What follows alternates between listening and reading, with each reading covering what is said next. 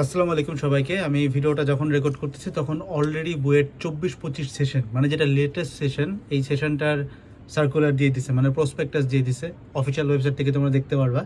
তো প্রসপেক্টাসে আমরা দেখছি যে খুবই অ্যাবনর্মাল এবং খুব মানে বাজে লাগছে আমার কাছে এই জিনিসটা। সেটা হচ্ছে গিয়ে আমাদের পরীক্ষা হলো শুধুমাত্র ফিজিক্সের, অ্যান্ড কেমিস্ট্রি, হায়ার ম্যাথ এগুলো কিন্তু আমাদের এক্সাম হয় নাই, আমি যতদূর জানি হওয়ার কথা না। যদি কোনো বোর্ডে হয়ে থেকে জানে, কারণ এবার এতটা ম্যাজাকার হয়েছে আমি ঠিক এই জিনিসটা বুঝতে পারতেছি না, বাট আমি জানি হয় না, মানে এটা গ্রস। কিন্তু এই যে সাবজেক্টগুলো এগুলোতে দিছে হচ্ছে কি আমাদের অটো পাস। মোটামুটি সব কিছু মিলিয়ে ঝিলায় দেখা গেছে যে অটো পাস দিয়ে একটি স্টুডেন্টকে জাজ করা হচ্ছে ওর সামথিং। বা আমাদের সময় যেমন 20 ব্যাচ আমরা অটো পাস ছিলাম, আমাদের সময় দেখছি যে এসএসসি দিয়ে মানে ম্যাট্রিক দিয়ে জাজ করছিল। ওইটাও পুরোপুরি ভ্যালিড না, কারণ এসএসসিতে একজনের খারাপ থাকলে ইন্টার এসে অনেকে কাম ব্যাক করে, কিন্তু আমাদেরকে পুরোপুরি এইচএসসির উপরে জাজমেন্ট করা হয়েছিল। তো তোমাদের কিন্তু এখন এইচএসসি দিয়ে জাজমেন্ট করতেছে। এখন কাহিনীটা কিন্তু একই হয়েছে, কাইন্ড অফ। কেমনে বলি, তোমার যে এইচএসসি রেজাল্ট মানে ইন্টারের যে রেজাল্টটা হয়েছে অটো পাসের, এটা কই থেকে হয়েছে? বেসিক্যালি এসএসসি থেকেই হয়েছে। তার মানে আমি যে ভিডিওগুলোতে বারবার বলতাম যে 20 ব্যাচের সময়টা একটু খেয়াল করো, 20 ব্যাচে কী করছে, মানে এসএসসিকে ফোকাস করবে। ঘটনাটা একদম এক্স্যাক্টলি ওইরকমই ঘটছে, বাট সরাসরি আমারটা ঘটে নাই। স্বাভাবিক, আমি অফিসিয়াল কেউ না, বাট আমি মোটামুটি গেস করে বলছিলাম যে অবভিয়াসলি এসএসসির একটা প্রাধান্য থাকবে, বাট যদিও রেজাল্ট এইচএসসি থেকে হয়েছে, আই ডু গেট ইট। এখন কিসের উপর ভিত্তি করে হয়েছে, কী হয়েছে না হয়েছে, এটা আমাদের একদমই জানার বিষয় না, এটা আমাদের চিন্তা ভাবনা করারও দরকার নেই।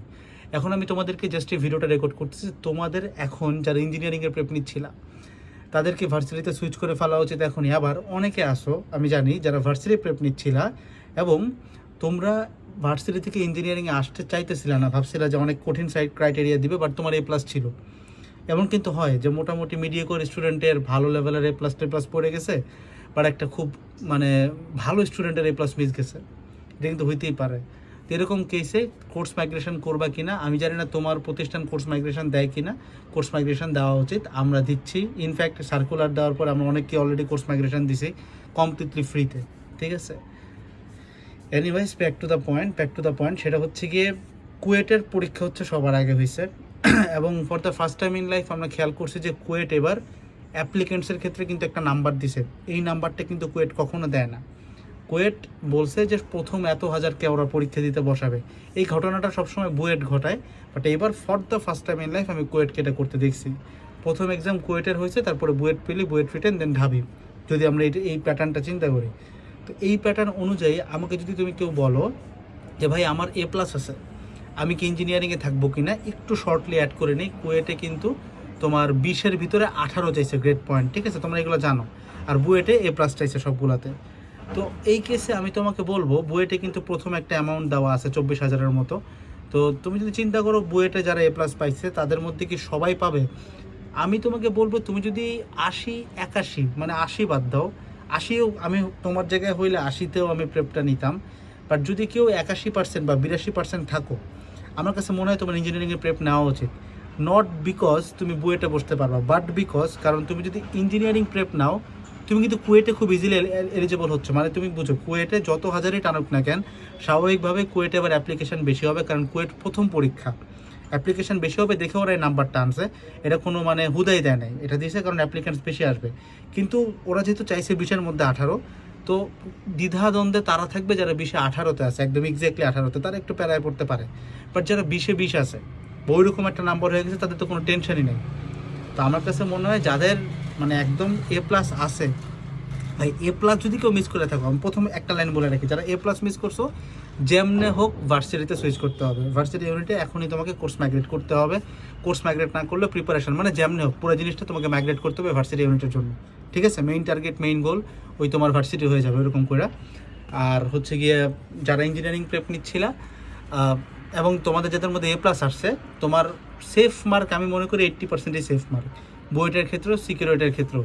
এটার কারণ হচ্ছে গিয়ে আমার সময়, আমি আমার কথা বলতেছি, আমাদের হচ্ছে গিয়ে এসএসসিতে চাইছিল 300-তে 270 মিনিমাম, আমার ছিল 273 মনে হয়। আমি কিন্তু এলিজেবল হয়ে গেছিলাম, বুঝতে পারছো? সো দেখো এলিজিবিলিটি কিন্তু এরকমই হয়, মানে ওরা কিন্তু খুব বেশি স্টুডেন্ট বাদ দিবে এরকম একটা হিসাব করে ক্রাইটেরিয়া ক্রিয়েট করে না, ঠিক আছে। মোটামুটি ম্যাক্সিমাম পাবলিকে কিন্তু এলিজেবল হয়ে যায়, এবং আগের বছরগুলোতে আমরা দেখছি। তো আমার কথা হচ্ছে সেফ ব্যাপার হচ্ছে যদি কেউ GPA 5 মিস করো, ইঞ্জিনিয়ারিং হারাম, ইঞ্জিনিয়ারিং নো। ঠিক আছে, যদি কেউ জিপিএ 5 পেয়ে থাকো ইঞ্জিনিয়ারিং প্রেপ নাও, কারণ প্রথম পরীক্ষাটা কুয়েটে যদি দেখো যে এলিজিবল হইতেছো না, কোনো কারণে এলিজিবল না হইলা, তুমি ইঞ্জিনিয়ারিং প্রেপ থেকে ভার্সিটিতে সুইচ করে কিন্তু খুব একটা কঠিন কিছু না। কেমনে? যাদের জন্য প্ল্যান বি আকারে ভার্সিটি এ আছে, মানে মনে করো তুমি যদি ইঞ্জিনিয়ারিংয়ের প্রেপ নিচ্ছিলা, সাথে শুধুমাত্র ভার্সিটিতে হাতে ক্যালকুলেট কেমনে করতে হয় 2-4টা শর্টকাট দেখছো আর কোশ্চেন ব্যাংকটা খালি সলভ করছো, এতটুকু যদি খালি তুমি করে থাকো, তোমার ভার্সিটিতে টপ 500-এ টপ 100-এ ঢোকা is not a very big deal. Trust me, আমি তো মারা খাইছিলাম ভার্সিটি ভর্তি পরীক্ষায়, দেন বুয়েটে কামব্যাক করছিলাম, তো আমি কিন্তু এই ঘটনাটা জানি যে আমি কেন মারা খাইছি। ঠিক আছে, সব থেকে খারাপ মানুষের কাছ থেকে কিন্তু সব থেকে ভালো জিনিস শেখা যায়, যে ও কোনটা কোনটা করছে আমরা ওটা করবো না, কারণ ওইটা করলেও মারা খাইছে, তাহলে আমি ওটা না করলে হয়ে গেল। ভালো মানুষ তো লাইফে ভুল করে না। এখন ঠিকের সংখ্যা তো অনেক বেশি, খারাপ জিনিসের সংখ্যা কিন্তু কম থাকে, ওইটা বাদ দিলেই হয়ে যায়। তার মানে আমি বলতে চাচ্ছি যে আমার ভুলগুলো বাদ দাও। আমার ভুল ছিল ভার্সিটি কর প্রশ্ন ব্যাংক না করা। তো যাদের জিপিএ 5 আছে তারা যেটা করতে পারো, ইঞ্জিনিয়ারিং করতে পারো না, আমি তোমার জায়গায় হইলে বা তুমি যদি আমার এই অধিকারটা দাও, আমি তোমার আদেশ করবো যে এইটাই করতে হবে, ইঞ্জিনিয়ারিং প্রেপ নাও, সাথে ভার্সিটিকে অবশ্যই প্ল্যান বি আকারে রাখো। কারণ হইতে পারে তুমি এলিজিবল হইলা, এলিজিবল হয়ে গেলে মানে কিন্তু চান্স পাইছে এটা কিন্তু না, প্রিলিতে বাদ যাবে, তারপর আবার রিটার্নে আসবে। সো আরও 2টা ক্যাটাগরি কিন্তু বাকি আছে। তো যেই ইঞ্জিনিয়ারিং প্রেপ নিচ্ছ, আমি জানি তুমি প্ল্যান বি আকারে ভার্সিটি নিয়েছিলে, বাট এখন একটু জোরদার করে নাও। এখন সাথে ভার্সিটি মাস্টার প্রশ্ন ব্যাংক যেটা দেয় অভ্যাস থেকে, ওইটা অ্যাটলিস্ট খালি হাতে সলভ করো। সলভ করতে প্যারা খাইতেছো, সলভ দেখো, বইতে সলভ দেওয়া আছে, বইতে সলভে প্যারা খাচ্ছ, উদ্ভাসের সাথেই master question bank solving class দেওয়া থাকে। ওই সলভিং ক্লাস মানে তুমি উদ্ভাসের ওই কোর্সে নাই, তাহলে যেখানে আছো সেখান থেকে দেখো, নাহলে তুমি কোনো একটা অনলাইন ফ্রি ক্লাস দেখো। আমাদেরও কোর্স থাকে, আমাদের কোর্সের দাম মনে হয় 800 টাকা বা 900 টাকা এরকম দাম, 870 টাকা, ঠিক আছে, অফারে। তো ম্যানেজ ইট এনি হাউ, আমারটা ওরটা যেমনি হয়ে করে করো, নাহলে নিজে হয়ে সলভ করো, নিজে করতে পারলে বেস্ট, ঠিক আছে, বাট করো ডেডিকেটেডভাবে, সলভটা করো, সাথে ইঞ্জিনিয়ারিং প্রেপটা চালায় যাও। তো এই হইতেছে মোটামুটি গাইডলাইন। এখন লাস্ট কথা, আমি জানি তুমি ভিডিওটা ক্লিক করছো and you are very depressed, I know. এইটার ক্ষেত্রে একটা বই, এই জিনিসটা জেনারেলি আমি আমার বন্ধু বান্ধবকে সাজেস্ট করি, যেগুলো ব্রেকআপের মধ্যে দিয়ে যায়, অ্যান্ড জুনিয়রদেরও সাজেস্ট করি, বাট এটা খালি শুধুমাত্র ব্রেকআপ না, এটা অনেক ক্ষেত্রে সাজেস্ট করা যায়। এবং রাতের বেলা, আজকে যেহেতু রাত তুমি পড়তে পারতেছ না, ভিডিওটা যখন আপলোড করছি সকালে দেখলে আবার বই পড়তে যাও না, শেষ করতে পারবে না। রাতের বেলা যদি 30-40 মিনিট সময় থাকে, দ্য আর্ট অফ লেটিং গো, মানে কোনো কিছু ছেড়ে দেওয়ার স্কিল, বাংলায় বললা দ্য আর্ট অফ লেটিং গো, এই টাইটেলে একটা বই আছে, একদম সার্চ করলেই তুমি দেখবা, অথরাইজড রাইটার দেখে নিও, ওইটার সামারি দেখে ফেলতে পারো, 10-15 মিনিট লাগবে। মানে বই পড়তে আমি রিকমেন্ড করবো না, যেহেতু অ্যাডমিশন সিজন, সময় কম, বাট আমি বইটা পুরোটা পড়ছিলাম, কোনো দিন সময় পেলে পড়ো। বাট যারা প্রচণ্ড depressed, you can go through this book, বা অ্যাটলিস্ট এটার সামারি দেখতে পারো। খুবই জোস কিছু লাইন আছে, কিছু কথা আছে, তুমি এখানে বুঝতে পারবা যে কেমনে তোমার লাইফের সব থেকে বড় স্বপ্ন, সব থেকে বড় প্যাশন, সব থেকে বড় জিনিসটাকে ছাইড়া দিয়া অন্য কিছু একটা নেওয়া যায়, অ্যান্ড ওইটার ফিলটা আরেকটা কিছু দিয়ে পূরণ করা যায়। এটা একটা দেখতে পারো। আর দ্বিতীয়ত একটা তোমার গল্প বলি, সেটা হচ্ছে গিয়ে গল্প, ছোট্ট একটা গল্প। আমি জানি আজকে রাতে কারো পড়া হবে না, ইনফ্যাক্ট আমাদের আজকের লাইভগুলোও আমরা নিই, কারণ আমরা জানি আজকে কারো পড়া হবে না, মানে ভার্সিটির পোলাপেনেরও হবে না, ইঞ্জিনিয়ারিংয়ের পোলাপেনেরও হবে না, ঠিক আছে। আমাদের লাইভগুলো কিন্তু কালকে হচ্ছে অনেকগুলা।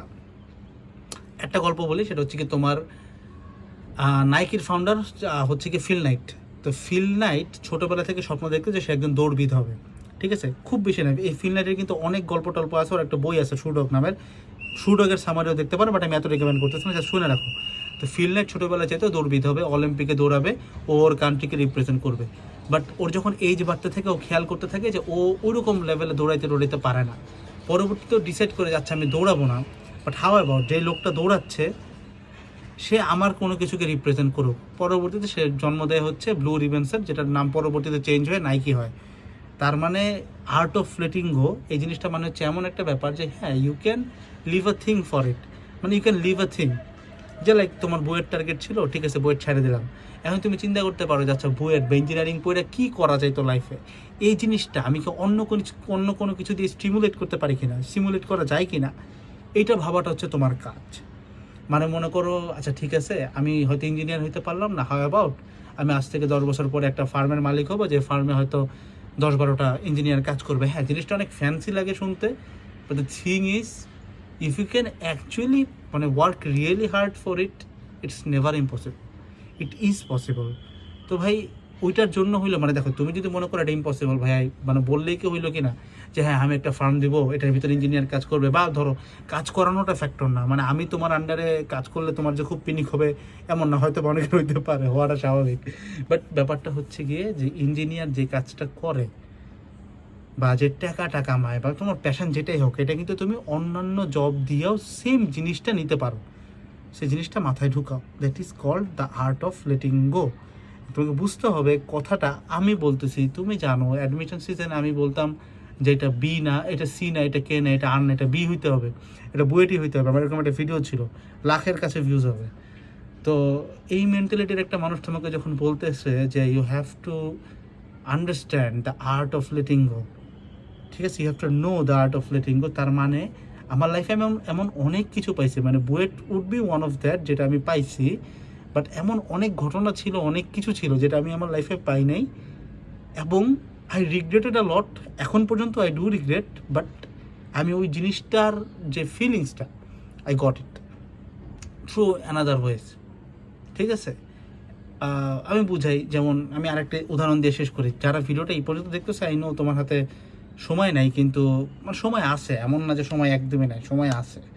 এভাবে বলা ঠিক না, অ্যাডমিশন সিজনে সবারই সময় থাকে। ওই সময় নেই করতে করতে মাথা পাগল হয়ে যায়, দরকার নেই। ঠান্ডা শুনো, মাইন্ডসেট ঠিক থাকলে, তোমার ইঞ্জিন ঠিক থাকলে চলবে ভালো। ঠিক আছে, ভালো অকটেন দিতে হয়, ভালো পেট্রোল দিতে হয়, ভালো ডিজেল দিতে হয়, ভালো জিনিসপত্র দিতে হয়, মোবাইল টোবিল ভালো লাগাইলে চলে। তো মেন্টালিটিটা হচ্ছে এরকম ব্যাপার। ঠিক আছে, তো আমার কাছে মনে হয় আমার লাইফে আমার সবসময় ইচ্ছা ছিল যে আমি কমার্স নিয়ে পড়াশোনা করব। লাইক আমার কোনো দিনও ভাই, বিশ্বাস করো, আমি ফিজিক্স পড়াই, এবং তোমার হয়তো খেয়াল করলে দেখবা যে আমি মোটামুটি বুঝি ফিজিক্স, ম্যাথ বুঝি না, বোঝার কথা না, বইটার স্টুডেন্ট, কিন্তু these are never my passions. আমার সবসময় ইচ্ছা ছিল, আচ্ছা হাউ অ্যাবাউট আমি বিজনেস স্টাডিজে পড়াশোনা করব, বিবিএ, এমবিএ, আইবিএ থেকে এমবিএ করা, সিএ, এইসব ব্যাপার স্যাপার আমার খুব পছন্দ ছিল। Not necessarily CA, audit firms এত টানে না, বাট কথা হচ্ছে আমার ইচ্ছা ছিল যে বিজনেস করব, বিজনেস স্টাডিজ কেন না। পরবর্তীতে আমি যখন একটু বড় হইলাম, তখন আমি দেখলাম যে আমার সোসাইটি খুব জাউরা, এবং সোসাইটি চায় আমি যেন বইটা পড়ি, কারণ এইটাকে ওরা সব থেকে প্রেস্টিজে নেয়। তখন আমি চিন্তা করলাম যে আচ্ছা ঠিক আছে, আমি আমার প্যাশনটা ফেলাই দেই, ওইটা কইরা আমি কী করতাম, বিজনেস করতাম। ঠিক আছে, বইটা পড়বো, and I would also do business. এবং তোমরা যারা আমারকে মানে এমনি একটু অন্যভাবে ফলো করো বলতে একটু পার্সোনালি ফলো করো, তুমি জানো যে আমার এডটেক ইন্ডাস্ট্রি বাদেও আমার আরও কিছু পরিচয় আছে, যেটা আমি পাবলিকলি বলি না, বাট কিছু কিছু জিনিসপত্র তোমরা জানো, কিছু কিছু এজেন্সি আছে আমার, এগুলো তোমরা জানো। সো বিজনেস আমি করতে চাইছি, নট নেসেসারিলি আমি বিজনেসে সাকসেসফুল হয়ে গেছি অনেকটা, বাট হ্যাঁ আলহামদুলিল্লাহ আছি। ঠিক আছে, কাহিনী হইতেছে you can always lose something, and ওইটার যে পিনিকটা, ওই পিনিকটা অন্যভাবে তুমি কিন্তু চাইলে নিতে পারো। ঠিক আছে, ইলন মাস্ক কিন্তু রকেট ইন্ডাস্ট্রিতে এমন এমন জিনিসপত্র করছে যেটা মানে একজন রকেট সায়েন্টিস্ট সব পারে নাই, আজ পর্যন্ত পারে নাই। But the funniest part is Elon Musk কিন্তু রকেট সায়েন্টিস্ট না, ইলন মাস্ক কিন্তু মেকানিক্যাল ইঞ্জিনিয়ারও না। মানে দ্যাটস দ্য মানে মানে সব থেকে বড় আইরনি, এ কিন্তু মেকানিক্যাল ইঞ্জিনিয়ার পর্যন্ত না। তুমি জানো যে মেকানিক্যাল ইঞ্জিনিয়ার হচ্ছে গাড়ি, রকেট টকেট এগুলো নিয়ে পড়াশোনা করে, ও মেকানিক্যাল ইঞ্জিনিয়ার পর্যন্ত না, ও ফিজিক্স নিয়ে পড়াশোনা করছে, জাস্ট ফিজিক্স। মানে তোমরা যদি মনে করে থাকো যে রকেট চালাইতে পারতে ফিজিক্স জানা লাগে, অবভিয়াসলি লাগে, বাট শুধুমাত্র ফিজিক্স, রকেট সায়েন্স আলাদা জিনিস, কমপ্লিটলি দুইটা সাউথ পোল নর্থ পোলের জিনিস। ও যে সেলফ স্টাডি করে সেম জিনিসটা করছে। এখন ও যদি সারা জীবন কাটায় ফেলাতে যায়, ভাই আমি রকেট সায়েন্টিস্ট হইতে পারলাম না, আমি মেকানিক্যাল ইঞ্জিনিয়ার হইতে পারলাম না, তাহলে তো হইতো না। ওই স্পেসেক্স যেটা দাঁড় করাইছে, এখানে সারা বিশ্ব থেকে কতগুলো ইঞ্জিনিয়ার যা পড়াশোনা করি, ডোন্ট ইভেন নো। ঠিক আছে, তো ভাই দ্য আর্ট অফ লেটিং গো, এই জিনিসটা অনেক মানুষ মাস্টারি করছে, অনেক কিছু চিন্তা করছে, অনেকে এই স্কিলটা রপ্ত করে অনেক দূর চলে গেছে। আর লাস্ট কথা, তোমাদের কাছে যদি কখনো একটা জায়গায় মনে হয় যে ভাই যাদের বাপের টাকা পয়সা থাকে না তারা লাইফে কিছু করতে পারে না, একটা জিনিস মাথায় রেখো, হ্যাঁ দ্যাট ইজ টাফ, বাট পৃথিবীতে যতগুলো সেলফ মেড মানে যতগুলো বিলিয়নিয়ার আছে, billionaire B not M, B, যতগুলো বিলিয়নিয়ার আছে প্রত্যেকে সেলফ মেড, মানে মোটামুটি 99% সেলফ মেড। মানে তাদের বাপের আহামরি সম্পত্তি ছিল না, ফার্স্ট জেনারেশনে তারা এত পরিমাণ কামাইছে, বুঝতে পারছো? So the hope is never over. ঠিক আছে, আসসালামু আলাইকুম সবাইকে, টাটা।